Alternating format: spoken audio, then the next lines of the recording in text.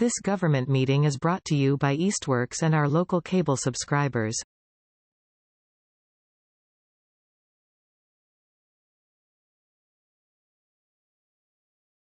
Welcome to the Ordinance Committee meeting of October 10th, 2023, 6 p.m.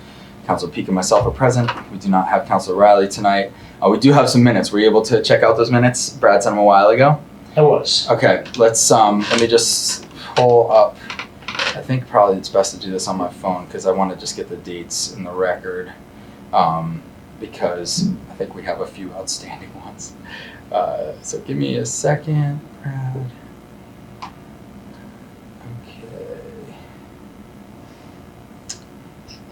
Okay, here they are.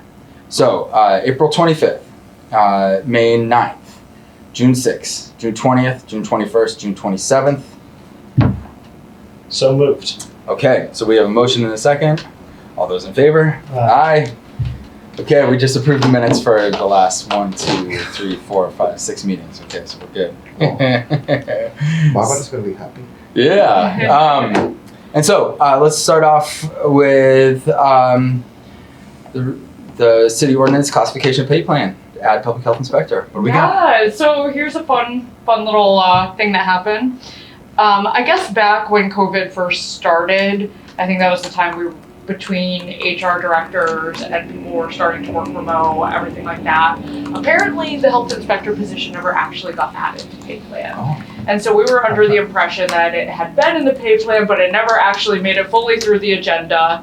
So when we were doing this last reclassification, me and Barb we started doing a deep dive and realized all that information. So now we're trying to get it on here before we go and fill that position again. Because we have Brian, who was in that non-existent position, has now moved to health agent. Okay. And before we fill it, I just want to make sure everything is squared away. Okay, perfect. Tom, you have any questions? No, I'm just taking minutes because Brad isn't. Yeah, that's fine.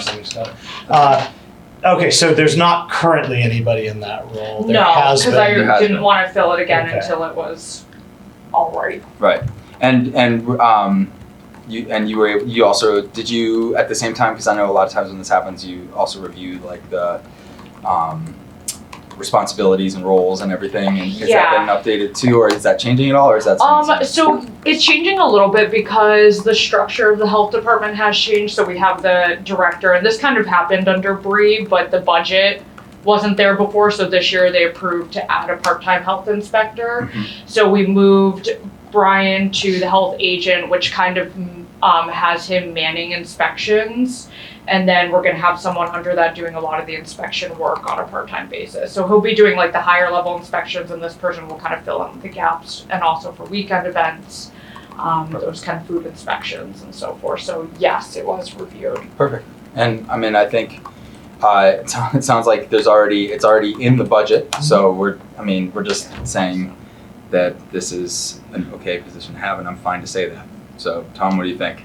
That sounds great. Okay, so let's get a motion to amend the classification and pay plan to add public health inspector.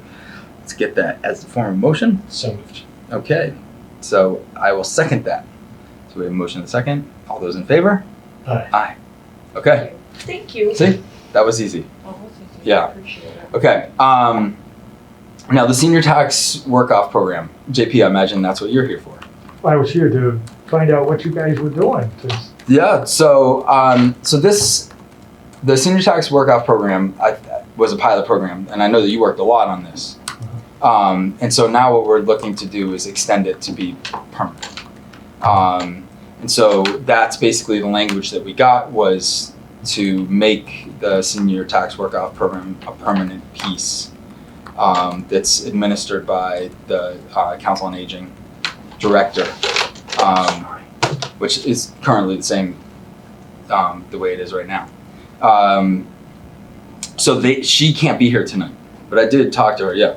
So when we say that, like, was there like a sunset on the pilot program? 3 years. Okay, so that's why we're happy. If we don't do this, it goes. Expires. Okay. Okay. Yeah. Okay, great.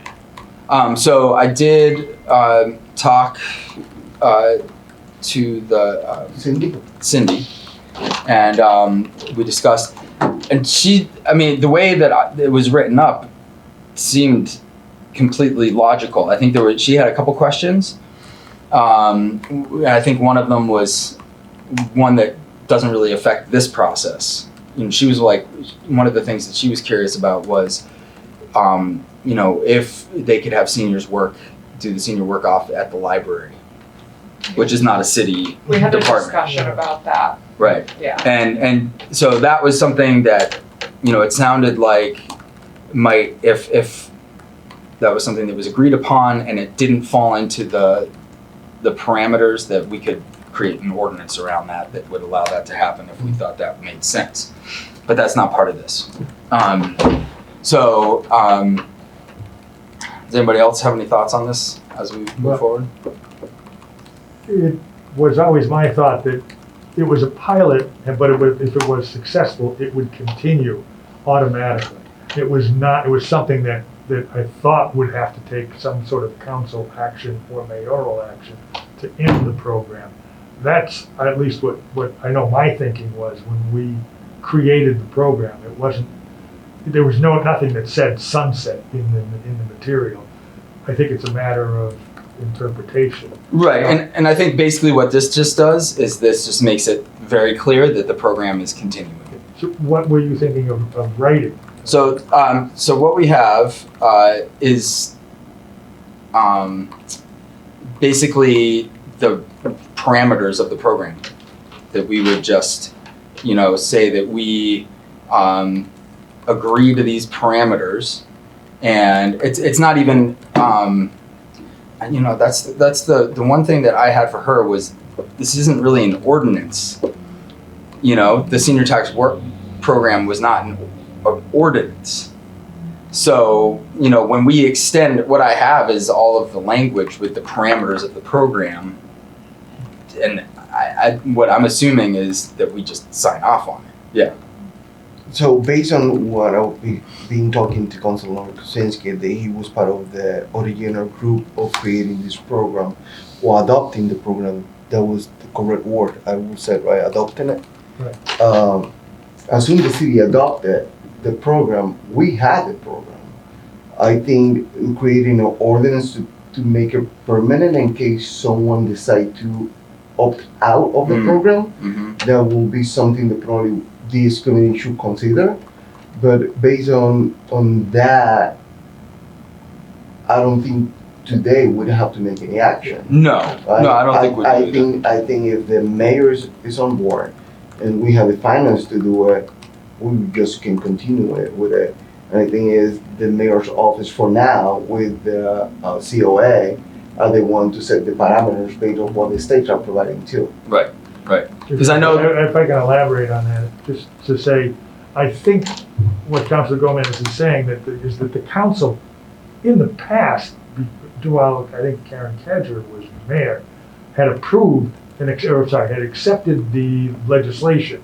It's state legislation that drives this program and allows the communities to do this. So the legislation or the law was accepted by Easthampton, and that set it up as something that can take place anytime. That being said, nothing was happening at that time. So I know I and several other people got together and said, let's really look at this and examine the program, compare it to other communities. Northampton, out in the eastern part of the state, we probably had 11 or 15 communities that we looked closely at. And then we made the report that everybody put together.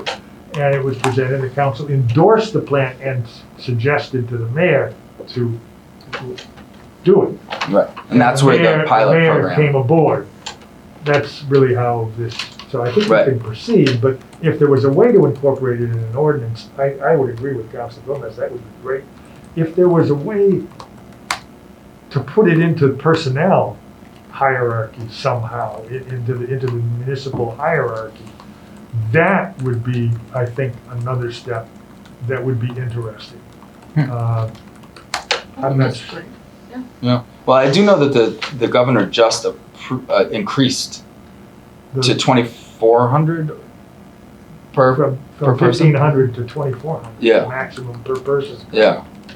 So that It's makes it way more attractive. Way overdue. Yeah, I mean, it definitely makes it more attractive. So, I mean, this is I think, well timed, especially, you know, because there might be more demand. It seemed like, from what when I was talking to Cindy, she basically was like, it seems like this program is successful. Yeah. Yeah. So, I just, yeah, go ahead. based on, you said that it being successful. I think one senior was working at your office, one senior was working at the IT department one time, another senior was working at the assessor's office, another senior was working at the park and rec, another senior was working at the police department. Yeah. So There's a it's, lot. Yeah. There's a lot. Yeah. And so I think, you know, some of the things that we'll have to think of is as if we do create an ordinance for this to codify it, to make it so it's permanent, you know, we'll have to figure out, you know, do we write into that a process for if there's so many applicants? And because I know that they've been doing a lottery, you know, do we want to spell, you know, that's, I think something on our radar would be like, do we want to incorporate issues like that into our ordinance so it's clear? And you know, whoever the Council on Aging, you know, administrator doesn't have to come up with those things on their own, or not, or do we give them, you know, flexibility? Yeah. and another question that some people have been asking is, I'm like, oh my God, is a senior, but I own a house with my daughter. So what income we're gonna use? It's Right. gonna be only my income, or it's gonna be the income of the owners of the property? Right. Right. So that was part of the conversation before too, because some communities are using only the senior, other communities are seeing the bigger picture. Yeah, bigger picture. If you Right. have owner, Yeah. you should be responsible to pay those property taxes. Yeah, yeah. I just wanna throw that, The DOR put out a bulletin on that. And Yeah, I was gonna there's say, several pages in And it. some, I'm not sure how much, I mean, that's an issue that they addressed, I know that. and Yeah. I I know, don't some, remember what it was. but I know some cities and towns are, And the communities do it differently. We found out in our study. Now, what other communities do, it's not our call to call them on it, I don't think. So they do what they think is best. Yep. But we have to I think it would be advisable for us to clear. Tom, did you have something you wanted to say?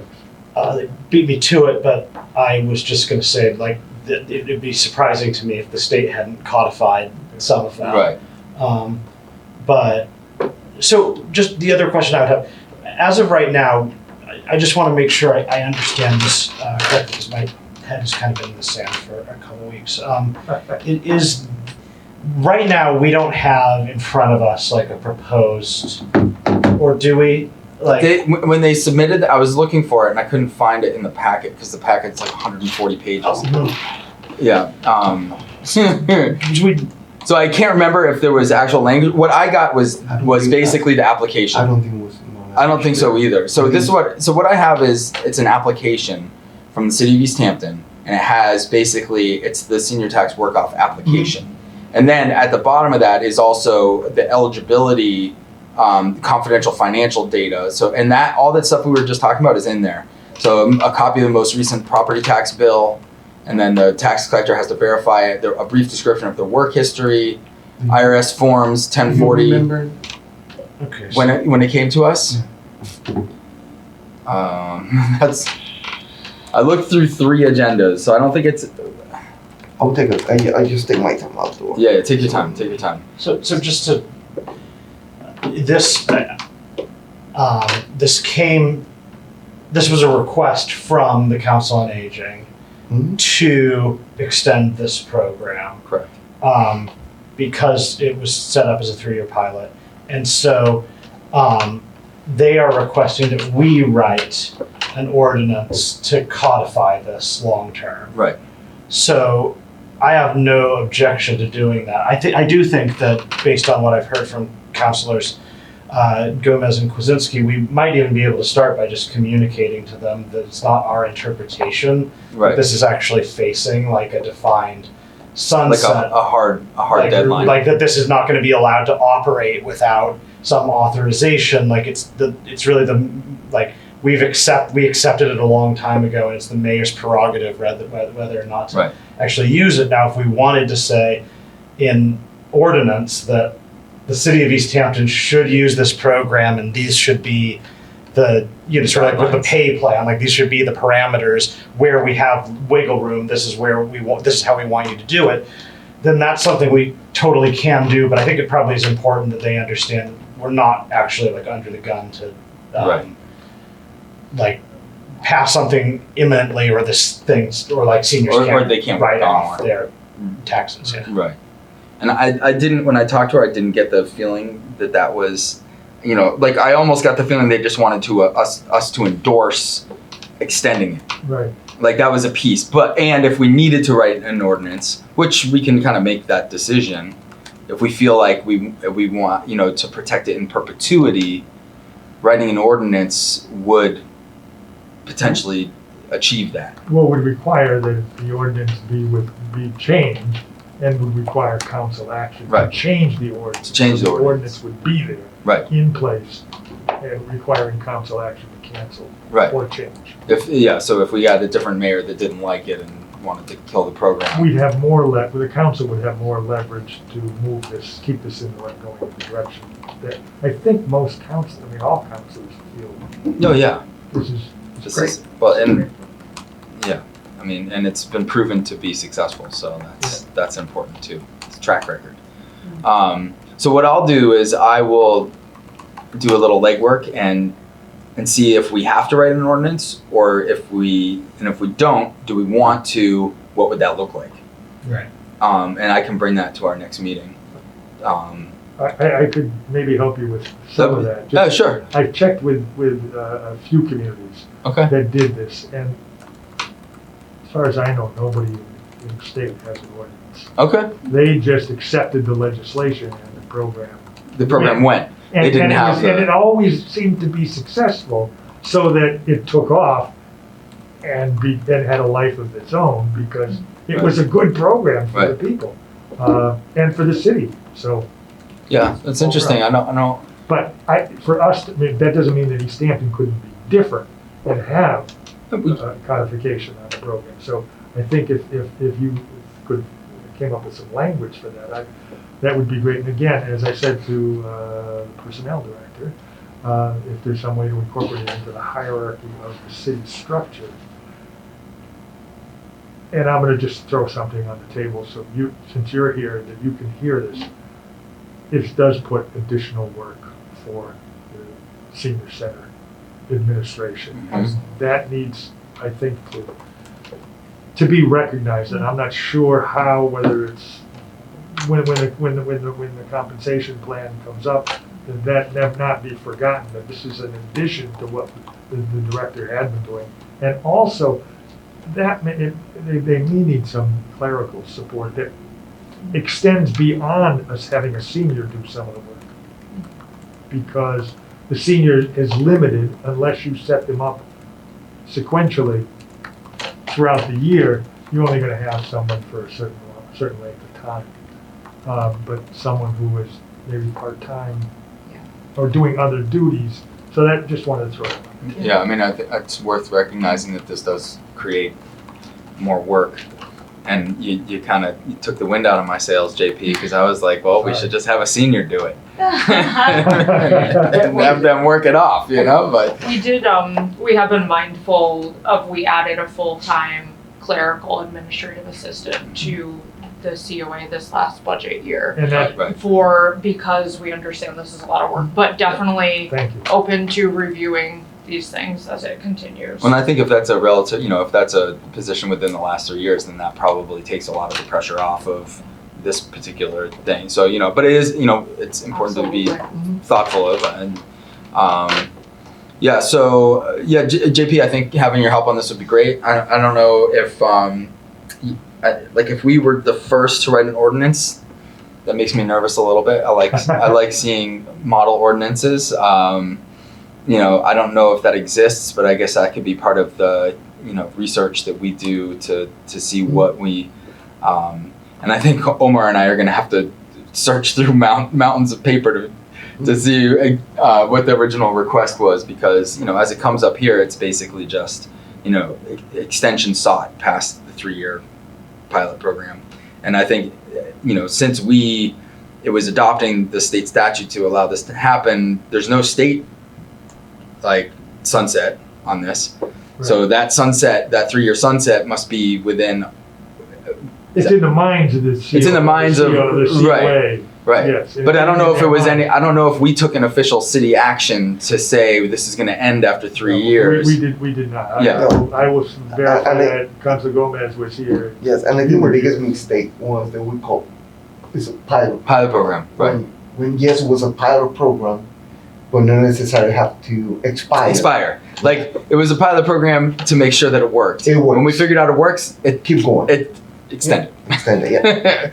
So, but so we'll clarify that, and I do think it's worth investigating, codifying it, and I also will say this: if no other city in the state of Massachusetts has done that, then maybe we don't either.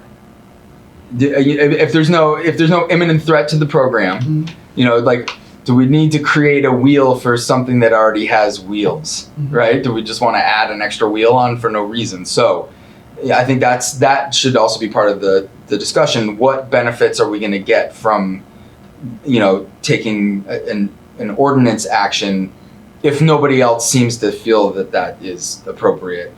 And, if we don't feel that there's a threat to the program and the program's running smoothly and there's no clarifications that we need to make through legislation, because, I'm a believer of legislating for purpose, not necessarily legislating for, symbolism, but that happens too. So, and this is something that if we decided that we wanted to make a statement that this is important, I'm fine with that. So, but obviously we're not going to do that tonight. And unless you have something in your sleeve. It's almost ready. He just hammered out an ordinance just like that. We will have the senior workout program in perpetuity in Easthampton. Done. Yeah. The one other thing that I think we should be mindful of is that from time to time there are, let's say annually or so, the review of the parameters of the program. I think the program felt uncomfortable, the director felt uncomfortable, maybe the board and the COA shouldn't be the ones to do this. Maybe the mayor alone shouldn't be the one to change the parameters of the program. And I think there's a role for the council to be involved in that. For example, sometimes it comes up that, well, maybe we should change the standard for eligibility, and that's entirely within the purview of the individual community. The state made no recommendations. We tied it to affordability and using the housing index.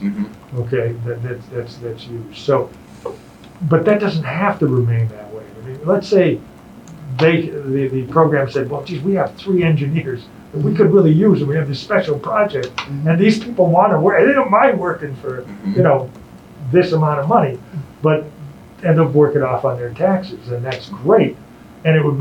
I'm using that as one example, but it could be somebody who doesn't meet the income eligibility. So that's something to consider.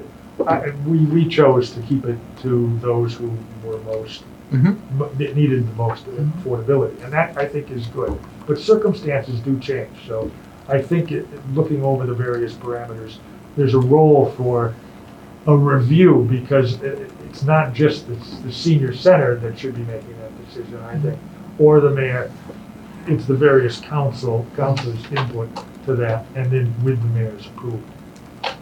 I'm not opposed to that. But I'm not sure how to make operational. And I think that, obviously the gears of government grind slowly sometimes, but it doesn't seem like this is, if you're going to do a review, maybe you do a biannual review of the parameters. It could be something that doesn't necessarily have to happen all the time, but taking, or maybe every 3 years, since we like 3-year pilot program, we could say review the parameters every 3 years. But and I think what I just got it's been updated and reviewed because this is for fiscal year 2025.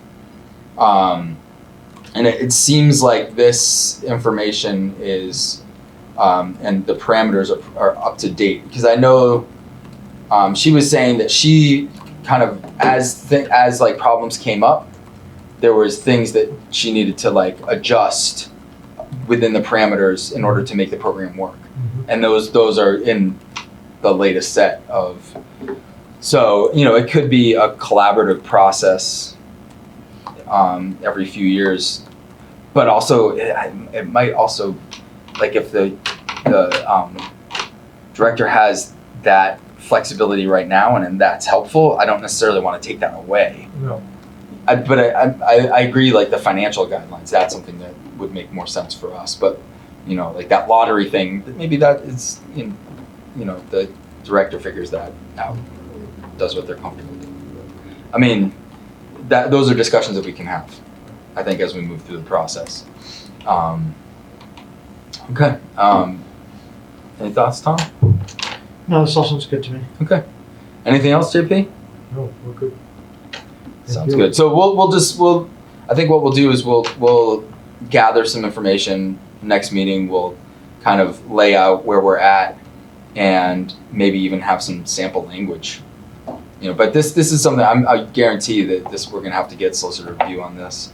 And then make sure that all the stakeholders are involved as well. So yeah, sounds good. Now the only other thing on our new business, and I just wanted to put this out. This I had meant to, of course I did, and I never got around to it. To write up a sample revised LED sign.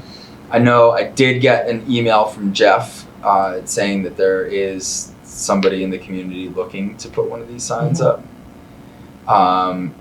And I do want to dig into this because, well, JP was on the original council when we passed this restriction, which I don't know, it's just to remind, the restriction is you have to have 100,000 square feet, has to be mill industrial. That's the only way you can have a electronic messaging sign. That's a pretty prohibitive set of standards, unless you're the municipality, and then you're okay now. And I think that, and JP, correct me if I'm wrong, but the original kind of sentiment about making this so restrictive was that people were worried that the city was going to turn into Las Vegas. Well, I believe that was a quote. That may have been some people's opinion, but I think there was all sorts of concern about moving signs, not moving images on signs, moving signs, and that really changes the character of an old New England downtown. To have something like that, I mean, if every storefront put up these signs that had all these visual distractions, will it affect walking? Will it affect cars driving? Will it? And do you want to? No, you really don't want to see that. I don't think. You'd like to. So we said, okay, we think this is coming. It's something we should address. So I think the reason it became, we're going to limit it. So it was very prohibitive. You're absolutely right. Yeah. And the hope was that it would be tried out, and then maybe it would gel among the whole world before we had to be the guinea pigs as to how this works. Yeah. So, and that was, I don't know, probably at least, it was probably 10 years ago, that maybe more, we did that. And I would say, these things have flushed out a bit. And you do see them. You do see electronic messaging signs, and you see them sometimes at churches or schools, or some businesses have them. and they'll say their hours, or they'll have like a message. I could see like the cider house sign. Could be a sign that could potentially be, electronic. Old Colony, they have a sign that, where there are words displayed. I think, really what I wanted to do is I wanted to come up with, since we can't regulate content, but like looking at what sizes make sense, what kind of restrictions do we want to have in place as far as, because we do, in the ordinance we have now, it's very specific with federal standards for moving signs. Like they have to be displayed for a certain amount of time before the next image you can't have images that kind of scroll, so those were taken from, the Federal Highway Administration at the time. I think what we could potentially do is think about, and this is what I want to put out, so when we come back next time we can have a more coherent discussion. Think about what areas in the city do we think that these could work? What public benefit do we want to get from these signs, if any? Because, for example, if a church has one of these signs, or say like, not a public entity had one of these signs and there was a community emergency, would they be willing to display an emergency message that would increase visibility to citizens, that kind of thing? So I think those are two really important things. Where do we want them, and do we want to have and I don't even know if that's a requirement that we can. I mean, we could ask for it. I don't know if we can write it in, saying in a community, emergency, can we co-opt these? Right. I don't even know if that's a thing, but it was in my head. And then size. How big do we want these? Because,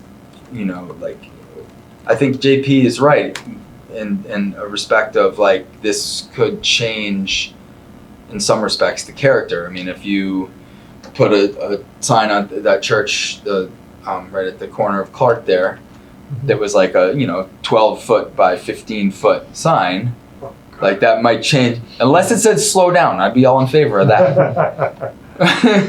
But that could change the character of Tom. I think one other thing that we might want to think about is, I know that when it comes to electronic billboards, from what I've seen, there's been some debate about whether animation is really where it gets dangerous. Mm-hmm. Like if we've got our sign with the funny message about it's a new road, not a new speed limit. Then when you're coming down, but that's like words. Right. But if you go into certain places, you'll see like there'll be like a bunch of stars flashing, like animations across. Yeah. And I do find those a little bit distracting. Yeah, so that's one where I can look into this a little bit. But I'd be interested there in that case. Like when it comes to sort of character, okay, that's one thing. If there's a sense in like the literature that there's like a legitimate public safety concern from these things being distracting, then I would take that more seriously. Absolutely. And then the other question I would just have is, okay, so say that we do allow them under some circumstances, are they by right? Yeah. Is it something that, okay, we'll allow them, but you need to get a special permit, or, So I think that was my next parameter, which was, the permitting process for these signs. I think just because of the nature of them, my initial thought is that a special permit makes sense, even though you do have to. But these signs here's the thing. The reason why I feel okay about that is special permit costs money. Yeah. Right? But these signs are expensive. Yeah. So, it's relative to the cost, it's you need to get a special permit and that way there is planning board review to, to ensure compliance ahead of time, as opposed to if it's by right, then it's kind of like, there's less information for the building inspector to be able to enforce. and a lot of times these things just happen. Mhm. Yeah. And we would like to prevent that. Yeah. But I think that is absolutely one of, and I'm not married to that, Mhm. and someone could potentially talk me out of it, like site plan approval or something like that. But my initial thought is, since it is so restrictive now and we don't allow any, maybe we take, one step at a time. I even make it a special permit, but any other, so we have place, we have size, we have the process, and we have can it be used for municipal messages by request so far. Is there any other things that we think are going to be critical? I agree with the animation thing, Mhm. and I think that there's probably standards around that are probably put up by the Federal Highway Administration, and we could probably just look at and see what they Right. say. Okay. Because if you drive on a highway now, Yeah. there's no more normal billboards. They're all digital. Yeah. So I think that they have this, and obviously that's a little different than Highway billboard. yeah, highway billboard. You're going 80, and that as opposed to being at the corner of Mhm. Main Street. So, but this, just so you know, this is on the radar of there are people in town that do want this. Yeah. And I guess if we can answer those questions, then we can start looking at maybe making some of those amendments and seeing if we can preserve our character, enhance the character, and enhance the ability to disseminate information effectively. I think those should be the three metrics that we use, right? I like it. Okay, good. Now, here's where I'm just the worst ordinance chair ever. The Ordinance Review Committee's final report, I've just been so... Because there's a couple things on there. None of them are pressing, Yeah. but they just need fixed. And I really just want to delegate that. And Brad's not here. So... let's sit down next time. We should take a look at it. I am thinking about maybe just being a divide and conquer on that one. That makes sense. Each one of us get a piece and we work on it on our own, then we bring it back and finally I look Omar, I feel so guilty when I'm doing my report out and I look at the date on that. I literally sat on this for the last 2 years. So that's my bad. And but there are some things in there that need fixed, but none of them are really present. So I'll say exactly the same, adding that at least none of the changes that we have to do is affecting anyone. right, yeah, That's the best part. that's the best part. Because if it was, we'd be obviously more degenderizing the whole ordinance. That was a lot of work, but we did it. So okay, great. Well, I think so. We've accomplished one thing tonight. And we've talked about 2 other good things. I think we're in a good place for those. So, unless anybody has anything else. Tom, how you feeling? Ready to go home and take a nap? I wish. I've got another thing after this. Oh, God. This is a tough night, but I could make a motion to adjourn. Okay, and I'll second that. We have a motion and a second. All those in favor? Aye. Aye. All right, we have adjourned. Thank you so much. This government meeting is brought to you by Eastworks and our local cable subscribers.